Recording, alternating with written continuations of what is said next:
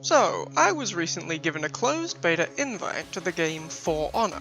I've been kind of on and off following this game since I saw the announcement trailers, a melee-focused hybrid of third-person action, complex button-mashing fighting systems, and objective-based team play, all wrapped in a low fantasy aesthetic that lies somewhere in a probably 14th century setting, with medieval knights, feudal-era samurai, and inexplicably bare-chested Vikings. I got to spend about 3-ish days with the game in this beta, and in that time I tried 4 of the 9 classes on offer, specifically the Warden, Conqueror, Peacekeeper, and Orochi. I had a good go at all 3 multiplayer game modes and leveled my Warden character up to level 18. The final game will also have a single player campaign, but that wasn't available in this beta. In this video, I'll recount what I think of the game as was presented, what I liked, and what I didn't like so much. First up, we'll cover a few key points that need to be addressed before anything else. The biggest and boldest issue that I see with this game right now is one that wasn't even shown during the beta: microtransactions. You see, For Honor is going to retail as a full-priced, premium AAA game, and while I won't go into the ins and outs of the purchase mechanics, I will say this: microtransactions in premium titles can go to hell. If you expect me to pony up $75 goddamn dollars for your video game, don't you dare tell me to pay more money after that, just so that I can remain competitive. Either be a premium game with a full price tag, or let me play for free and pay when I'm ready. One or the other, Ubisoft, not both. With that little rant out of the way, let's get on with the core points I want to cover here. Now, I try to be a positive guy, so we'll cover the bad stuff first and end on the stuff I enjoy. That way, we'll get to close the video out on a positive note rather than a complaint. Of those complaints though, I think my most pressing one, outside the planned microtransaction garbage, is the current connection issues. For Honor, in this beta, and as I'm led to believe all the previous beta and alpha tests, doesn't have any dedicated servers active. Instead, it operates on a client-based peer-to-peer connection system for its matches. I didn't manage to record my entire play session with the beta, but I did do a few hours of recording the other day, and I'll just let this little montage do the talking for me. Enjoy.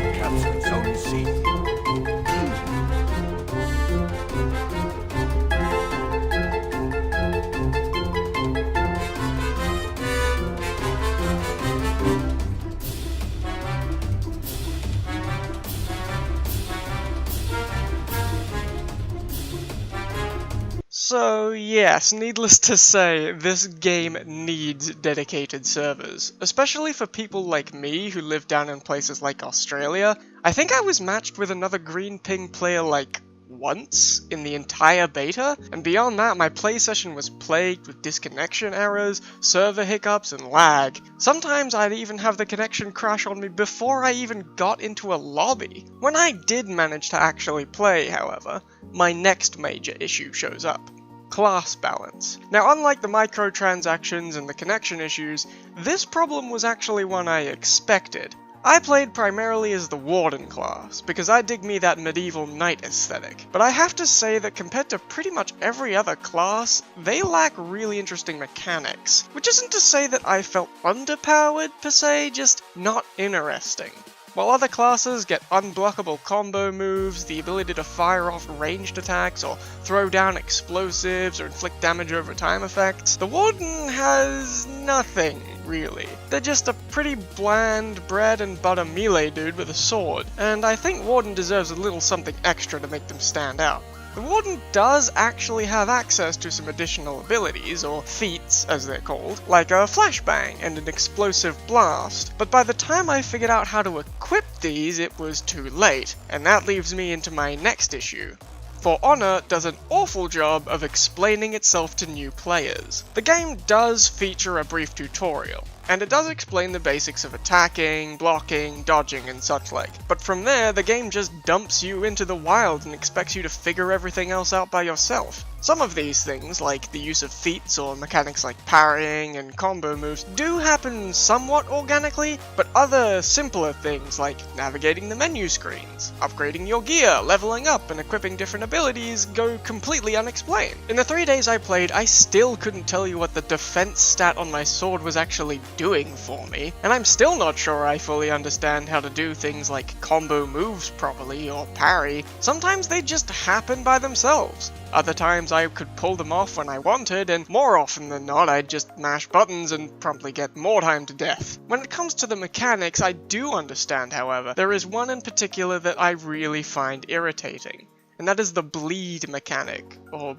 poison. I'm not 100% sure if it's bleeding or poison or both, but needless to say, 2 of the 9 classes we had access to had some kind of damage over time effect. The Knight's Peacekeeper class and the Samurai Boshi class. I played a bit of the Peacekeeper class myself, but I didn't seem able to get the bleeding effect of proc properly when I did, relying more on just raw damage attacks to beat people. But I also didn't seem to have quite as much trouble facing enemy Peacekeepers either. The class that really kicked my ass was the Boshi, where the combination of their fast attack pattern, long range, and unpredictable movements, paired with a very punishing bleed effect, made most of my encounters with them fairly one-sided.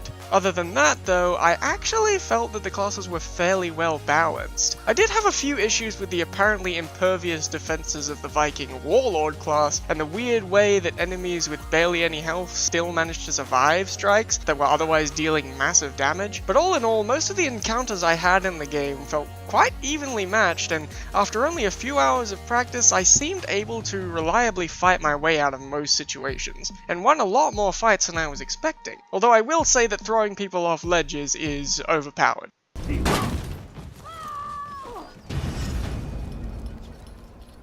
So, with the bad stuff covered, let's talk about the things I enjoyed, and boy howdy there are a lot of them. First off, the overall aesthetic and feel of this game is absolutely fantastic. The character designs in particular are almost 100% spot on. Armor feels heavy and protective, but not overly bulky or cartoonish. Weapons look and sound excellent and feel great to use, although the Warden's otherwise perfect longsword is way too thick, and the animation quality is absolutely flawless. Every battle I was in felt like a beautifully choreographed action sequence, and the combat looked, sounded, and felt fluid and natural, while also being fast-paced and skillful. I'd also like to give the developer team a massive thumbs up for the optimization they've managed to do in this game. I was running my game at medium to high settings, and it ran at a nearly flawless 60 FPS the whole time. At max graphics, it did struggle a little with certain things like the motion blur, but I always turn motion blur off anyway, and honestly, even with a few of the game settings lowered slightly, For Honor looks and sounds absolutely stunning. I also need to say that with all my little gripes with the combat and class balance, the game is fun.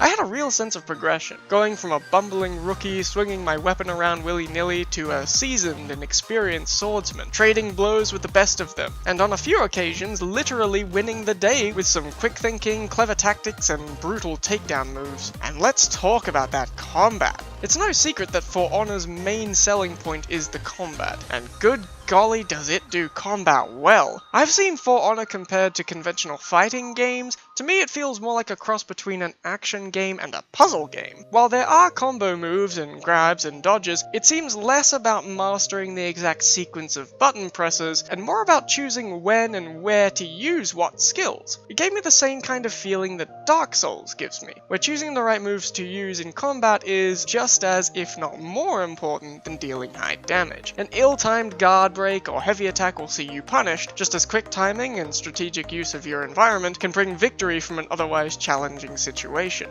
This is one of the only games I've ever played that seems to know what real combat feels like. While there are flashy, spinning, jumping moves here and there, they are the exception rather than the rule. Most attacks are fast, brutal, and require quick reflexes to either avoid or counter, and the finishing execution moves are just as satisfying as they are devastating. Of all the 3 game modes I had access to, specifically 1-on-1 duels, 2 vs 2 brawls, and 4v4 Dominion, I found myself actually enjoying the bigger team-focused Dominion games the most, which was honestly surprising for me. But the devs seem to have mastered making the arenas just the right size and shape and making objectives capture fast enough that I never felt bogged down or like I was being steamrolled. I always felt like I stood some kind of chance, and on a few occasions I saw a game take a total 180 in terms of points multiple times in a row. Even being on the losing side seldom felt unfair or frustrating, partly because you still get rewards and partly because I still enjoyed the gameplay I did have. Which isn't to say that the other modes aren't fun.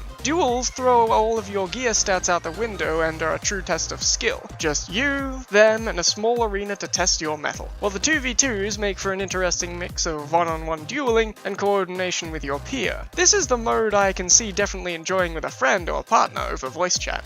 Ultimately, I greatly enjoyed my brief time with For Honor, and I'm looking forward to the upcoming open beta to jump back in and crack more skulls. But I'm afraid I have to advise caution to anybody thinking of buying this game in its current state. With the atrocious peer-to-peer server connection and the planned microtransaction bullshit, I just don't feel this game is worth the full price tag. But if those factors are either changed or at least improved on closer to release, then I can definitely see myself picking this title up. Hope you enjoyed this little look at For Honor with me. If you have any thoughts you'd like to share, please leave them in the comments. I'd be interested to hear what you guys think of this game, whether you agree or disagree with me, and whether or not you're looking to buy this when it comes out. But until next time, take care.